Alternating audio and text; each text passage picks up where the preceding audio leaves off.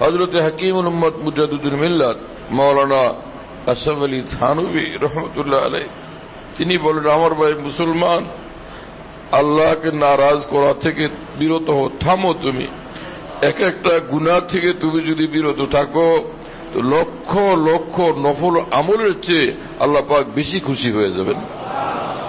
তোমার লক্ষ লক্ষ ইশরাকের চেয়ে বেশি খুশি হবেন যদি তুমি একবার নজর হেফাজত করো। তোমার লক্ষ লক্ষ তাহাজ্জুদের চেয়ে আল্লাহ পাক তোমার উপর বেশি খুশি হয়ে যাবেন তুমি একবার যদি গুনাহ থেকে বাঁচো, একটা গীবত থেকে বাঁচো, জিনা থেকে বাঁচো, মিথ্যা থেকে বাঁচো, ধোঁকা থেকে বাঁচো। হ্যাঁ, তুমি ঈমানওয়ালা, তার মানে তুমি পবিত্র জিন্দেগিওয়ালা। আত-তুহুর শাতরুল ঈমান। আল্লাহ রাসূল সাল্লাল্লাহু আলাইহি ওয়াসাল্লাম বলছেন, পবিত্রতা হলো ঈমানওয়ালার জিন্দেগির অবিচ্ছিন্ন সাথী। পবিত্রতা হলো এক মুমিনের যে অবিচ্ছেদ্য সঙ্গী এবং সাথী।